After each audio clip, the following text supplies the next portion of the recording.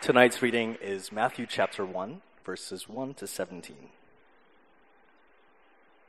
This is the genealogy of Jesus, the Messiah, the son of David, the son of Abraham.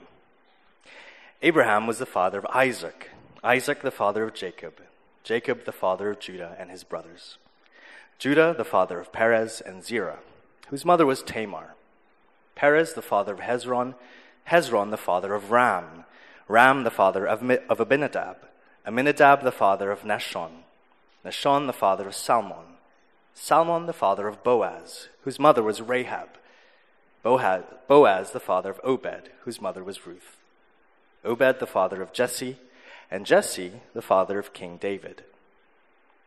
David was the father of Solomon, whose mother had been Uriah's wife, Solomon the father of Rehoboam, Rehoboam the father of Abijah, Abijah the father of Asa, Asa the father of Jehoshaphat, Jehoshaphat the father of Jehoram, Jehoram the father of Uzziah, Uzziah the father of Jotham, Jotham the father of Ahaz, Ahaz the father of Hezekiah, Hezekiah the father of Manasseh, Manasseh the father of Amon, Amon the father of Josiah, and Josiah the father of Jeconiah and his brothers at the time of the exile to Babylon. After the exile to Babylon, Jeconiah was the father of Shealtiel, Shealtiel the father of Zerubbabel, Zerubbabel the father of Abihud, Abihud the father of Eliakim, Eliakim the father of Azor, Azor the father of Zadok, Zadok the father of Achim, Achim the father of Elihud, Elihud the father of Eleazar, Eleazar the father of Mathan, Mathan the father of Jacob, and Jacob the father of Joseph, the husband of Mary. And Mary was the mother of Jesus, who is called the Messiah. Thus there were 14 generations in all, from Abraham to David, 14 from David to the exile to Babylon, and 14 from the exile to the Messiah. I think we should give Haniel a round of applause for getting through that. What I didn't tell him, that was his exam for the end of his first year at college. You passed. I'm glad I didn't have to do it. All 71 names. I won't be preaching on them all, don't worry.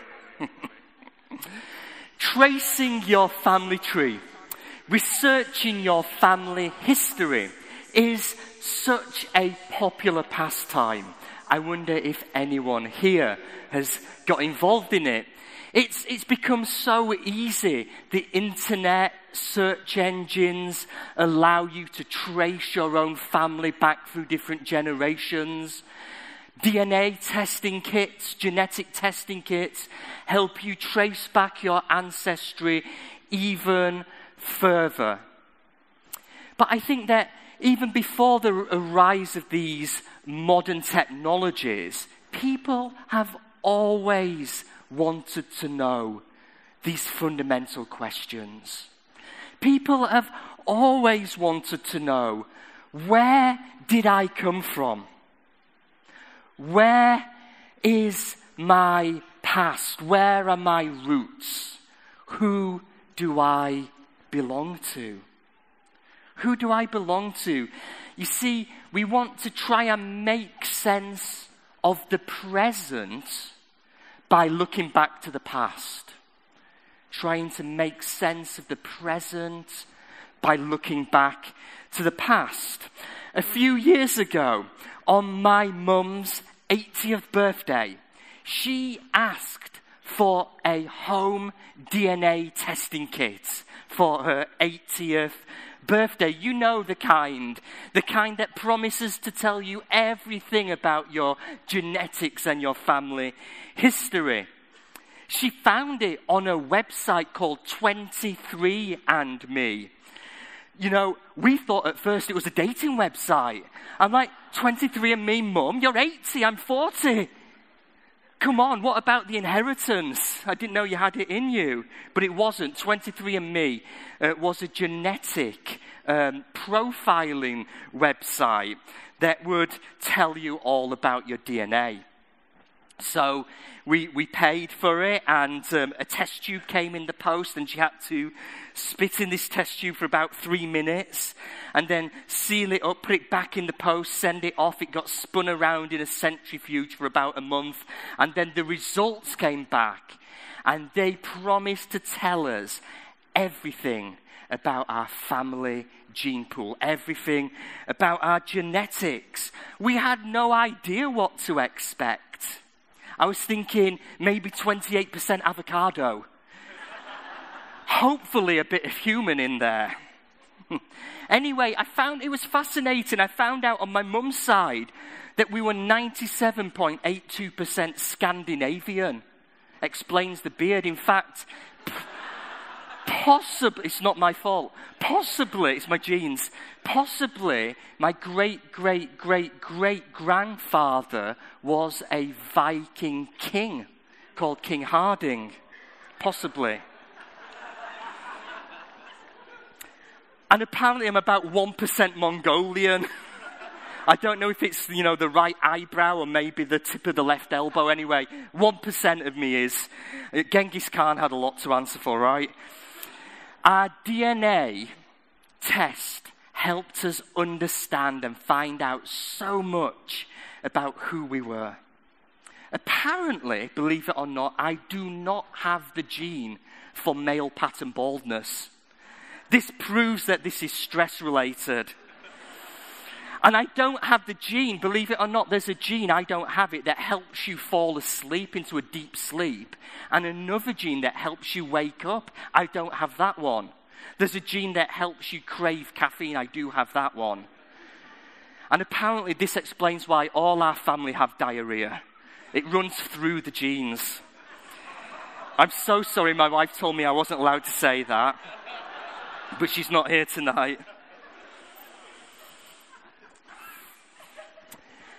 And it can be edited out later.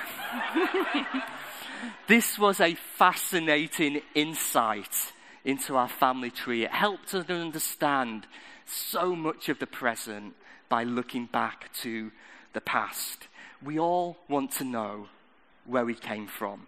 We all want to make sense of the present by looking to the past.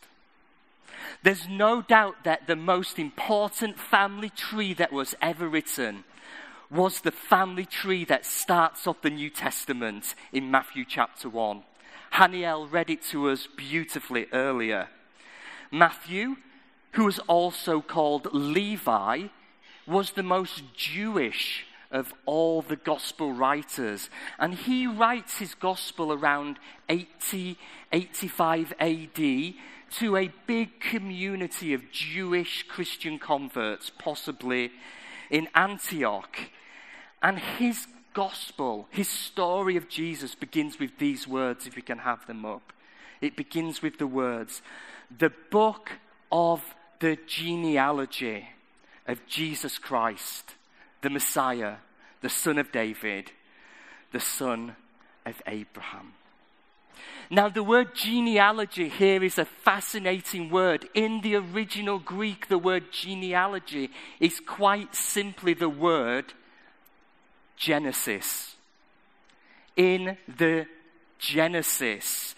Generation means Genesis. This is the Genesis of Jesus Christ.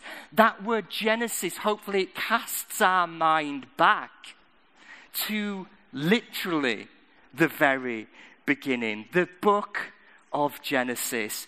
And the book of Genesis speaks of creation. But Matthew's book of the Genesis of Jesus Christ speaks of recreation. And the book of Genesis speaks of the beginning of history. But the book of the Genesis of Jesus Christ speaks of a new history and new beginnings. Matthew then goes on to give some 71 different names of people who are listed as being important in the story of Jesus, in the family tree of Jesus. And it's easy to see this long, daunting list 71 names, many of them difficult to say. Names like Ram sounds a bit woolly to me. It's bad. Wait for it. And names like Salmon sounds a bit fishy to me. It's Christmas, you can get away with it. It's easy to see this long list of names as merely something to be skimmed over. Or even worse, something to be ignored completely until you get to the good bit about the angels and the shepherds and the wise men. After all, you can't really make an exciting children's nativity play from the genealogy of Jesus. The shepherds and the tea towels on the head and the wise men with their gifts make a much more interesting story. But it's always worth reading the small print, isn't it? Yeah, anyone that's ever bought anything faulty from Lazada will know that. It's always worth reading the small print. Matthew's genealogy, reading it is a way of delving into the history of Jesus. Delving into his family tree. It's a fascinating story. It tells us of the kind of people that Jesus uses in his story. It tells us the kind of people that Jesus uses in his plan. It tells us the kind of salvation that Jesus brings. Now, there are a few genealogies in the Bible, and Matthew's genealogy goes all the way back to Abraham. Abraham is called the father of a great multitude or nation in Genesis 17, verse 5. And then in Hebrews 11, he's called the father of faith.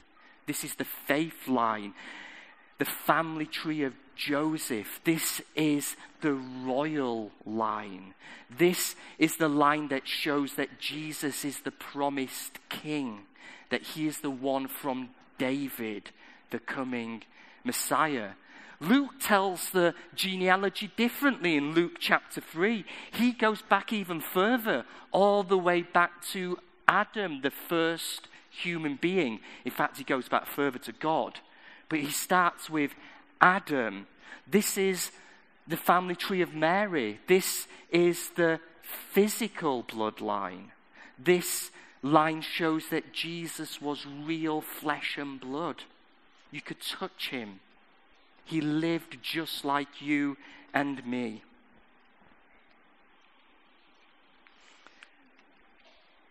And there's a remarkable link between Jewish culture and Asian culture found here in the genealogies. It's remarkable, the link. Many of you in this room will have seen Chinese ancestral tablets or spirit tablets in household shrines or in temples. They are exactly the same thing, a genealogical list of your deceased relatives. Maybe incense is burnt, either to hold fast onto their memory or even to venerate them. Maybe some of you have your own ancestors written down on a tablet.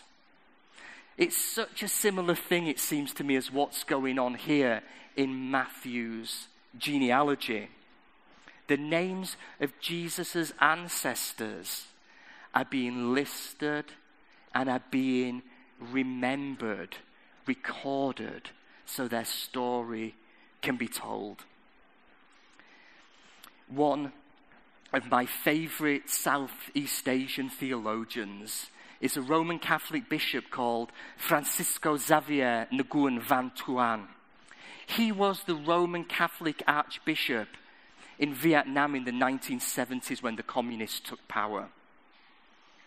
And he was imprisoned for 13 years in a communist re-education camp. And during that time, he would write down prayers and reflections on scraps of paper. He would actually have to bury them under the sand, and then someone would come and dig them up and smuggle them out. Eventually, these reflections were gathered together and published in a book called Testimony of Hope. he writes on one of these scraps of paper that the genealogy of Jesus in Matthew helped him to realize that Christianity wasn't just a foreign Western religion, but it was deeply connected to Asian culture and Asian society. For Asians, he wrote, the remembrance of our ancestors has immense value. According to our culture, the book of one's family genealogy is kept with piety and devotion. But here's the interesting thing. For Archbishop Van Tuan, his family book is no longer kept on an altar. It's no longer venerated. For now, he writes, the names of 15 of my ancestors can be found written in a new book. This new book goes all the way back to 1698, when the first of my ancestors converted to Christianity. Now our names are written in a new family book on the day we are baptized. His family started a new family tree. His family started a new family story of those who now belong to Jesus' family. And he found that through keeping a genealogy, this Vietnamese archbishop found that he could see he was part of a much bigger history, a much bigger story than just his own personal and private story could ever tell. I was talking to a friend from church here in HTBB last week over a coffee, and she was telling me about how recently her family had gone back and visited her family's ancestral home back in China. And she'd seen that ancestral tablet. And she said, and I realized all of the names on the ancestral tablet, all of the names were men. None of the women were included. I think she actually secretly wanted to write her Chinese character name on the tablet with a Sharpie. And that's true of many family genealogies in many cultures. It's true in Chinese, Vietnamese, Asian cultures. It's true in African cultures. And this was true at the time of Jesus in the Jewish culture. Men were included in the list. Women were not included. The women didn't get a mention. But did you notice, tucked away in this reading, even if we exclude the name of Mary, the mother of Jesus, 4 women get mentioned in the story of Jesus. 4 women get mentioned in this most important list of family in the history of the world as playing a significant role. Isn't that unusual? Isn't that surprising? We've got them up here. First of all, we have Tamar in verse 3, then skip on a little bit to Rahab, and also Ruth mentioned in verse 5, and then we have Uriah's wife, who is Bathsheba, mentioned in verse 6. What does the inclusion of these 4 significant women, what does their inclusion in Jesus' family tree tell us about Jesus' plan for salvation and the type of salvation that Jesus brings? I'm going to look at those 4 now. Tamar. Tamar is the first woman mentioned in the family tree of Jesus. Now, the story of Tamar is a story of sin and shame. But that's exactly where the story of salvation must begin. And we can read of her sad story in Genesis 38.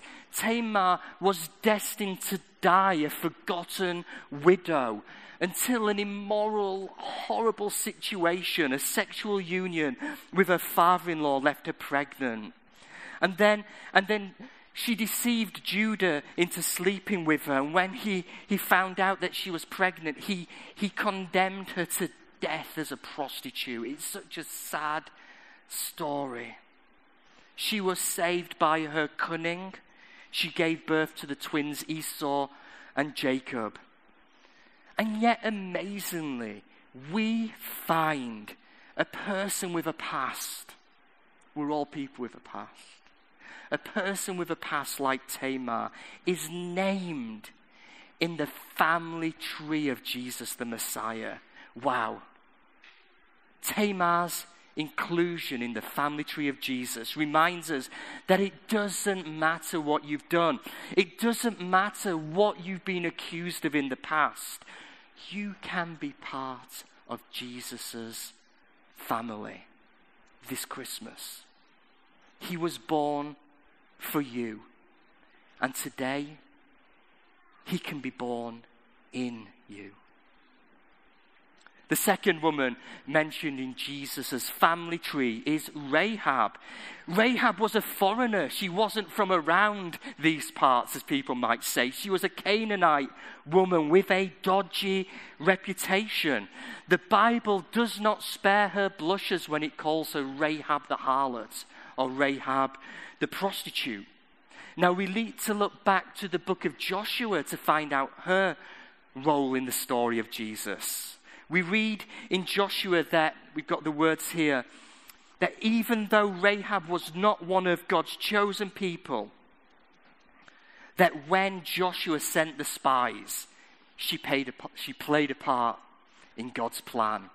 Then Joshua, the son of Nun, sent 2 men saying, "Go, view the land, especially Jericho." So they went and came into the house of a harlot whose name was Rahab and lodged there. And when the king of Jericho found out, he was furious. He wanted to kill these spies. But Rahab, a foreigner, a woman with a reputation, she hid the spies. She saved the spies. She protected the spies. She rescued the spies. I wonder what would make a foreigner, what would make a prostitute risk her own life to do something like this? Well, Joshua 2 verse 8 tells us, and again in verse 11, it tells us that when Rahab heard of the story of how God had saved his people from Egypt, and when she heard how he had done so many wonderful, mighty acts, it said, her heart melted within her. It says it again. It says in verse 11, her heart melted within her, and she believed and put her trust in God. So unlike Jericho, unlike the other people in that city, when the Israelites conquered, Rahab was not destroyed. She was saved. And actually, Hebrews 11 lists her as a great hero of the faith. And Rahab's inclusion in the family tree of Jesus reminds us it doesn't matter if you've been stigmatized or labeled. It doesn't matter if you've got a reputation or feel like an outsider. You can be part of Jesus' family. This Christmas, as we remember that he was born for you, today he can be born in you. The third of the 4 women mentioned in Jesus' story, his family tree, is Ruth. Ruth was such a kind, caring, honorable woman. In fact, we read her story in the book of the Old Testament to which she gave her name, the book of Ruth. She had a difficult life as a young woman. Ruth had been tragically widowed. So she set off as a foreigner to Bethlehem with her mother-in-law Naomi, who'd also been widowed. Once in Bethlehem, Ruth starts working to support her mother-in-law helping out harvesting, helping out a man called Boaz. And the man befriends her, and having heard of her faith and kindness to Naomi, he wants to marry her. And Ruth lets Boaz know that she wants to marry him. And Boaz agrees to marry Ruth. It's a lovely story. And finally, at the end of the story, they have their firstborn son, Obed, who goes on to be a great comfort to his grandmother, Naomi. Such a wonderful story of family and filial piety. There's no character flaws mentioned in the story of Ruth. She cares for her mother-in-law dutifully. She's hardworking. She remarries honorably according to the law. She was a good, trustworthy friend. You know, that's what the name Ruth means. It means friend. She's a good friend. And tonight, you might have been a Christian a long time. You might be a good person. You might be like Ruth, a faithful family member, a hard worker. You might have honor and respect. But her story, her inclusion in the story of Jesus reminds us that painful, personal suffering will still come to us, no matter how good at being good we are. Ruth still needed a redeemer. That word redeemer is found 20 times in the book of Ruth. A rescuer, a savior, a helper. The story of Ruth reminds us that you can be part of Jesus' family. The story of Ruth reminds us this Christmas, as we remember that Jesus was born. He can be born in you today. Last woman named in the family tree, Bathsheba. She's found in verse 6. Her story is found in the Old Testament book of 2 Samuel. In 2 Samuel we read, if we can get it up, 2 Samuel 11 verse 1. It says, it was a time when kings went off to war, but David remained in Jerusalem. The kings should be going to war, but he remains at home. He stayed in his palace, hiding, shirking his responsibilities, in a mood to indulge himself. And from a distance, he watches a woman bathing, and he longs for her, and he inquires after her, and he finds out that she's already married. She's married to one of David's mighty men, one of his generals, who's actually out fighting the battle, risking life and limb for David. He's not bothered, he's undeterred. He's made his choice. He wants to sleep with her. He acts on it, and surprise, surprise, Bathsheba falls pregnant. And then what happens next? It's like, it is such a sad story. It's like watching him pull at a string and the whole thing falling apart.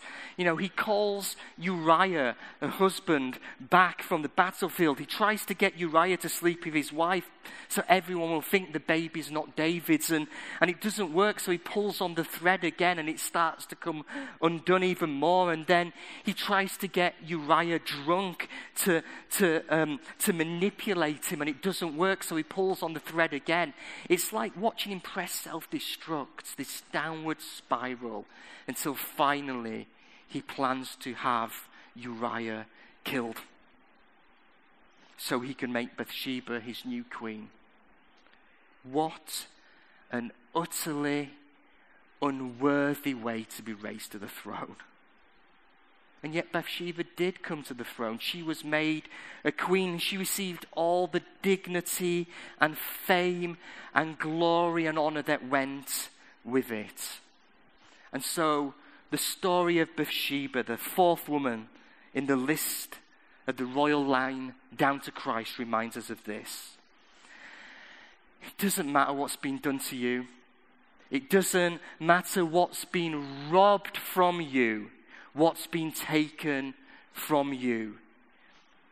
You can be raised to glory. You can be bestowed with dignity. You can be given honor. You can be joined with the King of Kings on his throne. Bathsheba's story tells us that you can be part of the family of Jesus. On the first Christmas, he was born for you, and today he can be born in you. What comes next? Whose name comes next in this story? Whose name do we find next after verse 17? Jesus never married. He had no children. Does his family tree simply end there with his death on the cross? Your name can be written in his family tree. Your name can be written in his book of life. Jesus was born for you, so he can be born today in you. On that first Christmas day, can become your first true Christmas day. When you become part of his family, the family of God, part of that family of faith, I dare you, if you have a paper Bible, you can write your name into his story with a Sharpie. You can be named in his family tree, a son or daughter of the King of Kings. He can be born in you today. Amen. Amen. We're going to respond in ministry in two ways. First way, I'd love us to stand up and we're going to pray.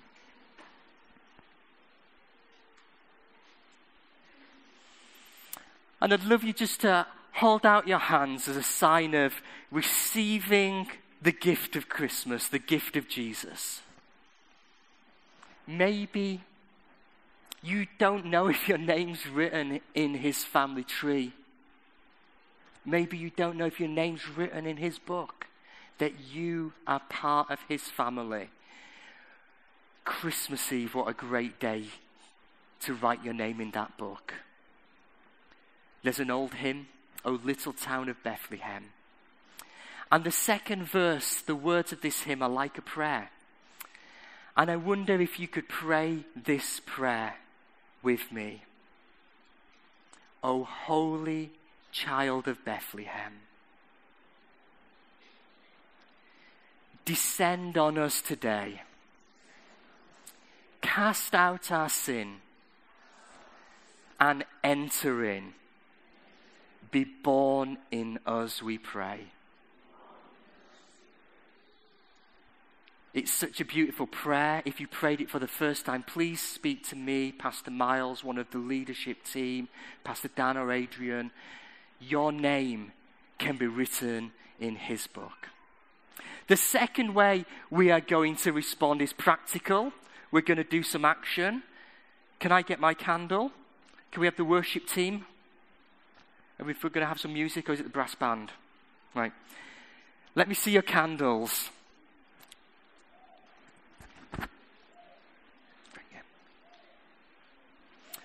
When Jesus came, he came as the light of the world. And you know, our job is not to keep his light to ourselves. Our job is to take his light so others can see it too. So what I'm going to do is, I'm going to light my candle from the Christmas light. And then I'm going to walk out, I'm going to say a little prayer, walk to the exit there, and then Haniel and some of the ushers, they're going to get you to light your candle from mine, and this flame will spread, light from generation to generation, from name to name. And we'll gather outside to close with worship with the brass band.